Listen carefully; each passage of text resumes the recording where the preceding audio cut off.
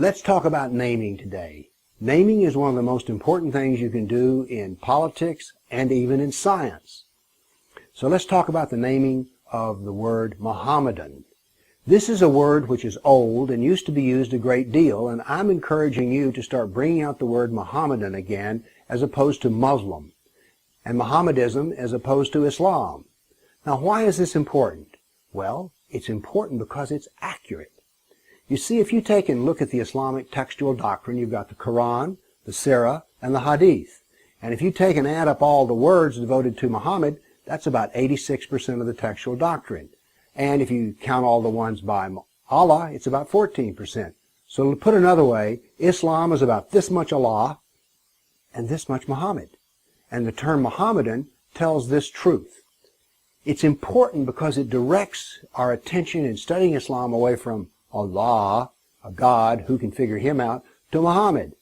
Anybody can figure a man out, and so that's the beauty of the term Mohammedan. It directs your attention away from religion to politics. It directs your attention away from God to a man, which means all of a sudden we can understand it because everybody can understand a man. It directs us away from the Quran, that book that everybody's heard about and how many people have read, to basically the biography of a man, Muhammad. Now, it goes from hard to understand to easy to understand. But there's another reason to do that, because it's a pushback. You see, Muslims don't like the word Mohammedan because of all the reasons I've just given you. So therefore, that's the good reason to use the word, because it irritates Muslims. By the way, it's factual, so don't worry about that.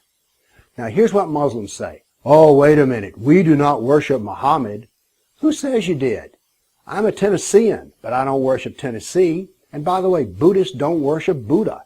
So it has nothing to do with worshiping Muhammad, but it does say this: you worship exactly like Muhammad, and you practice politics just like Muhammad. And that's important.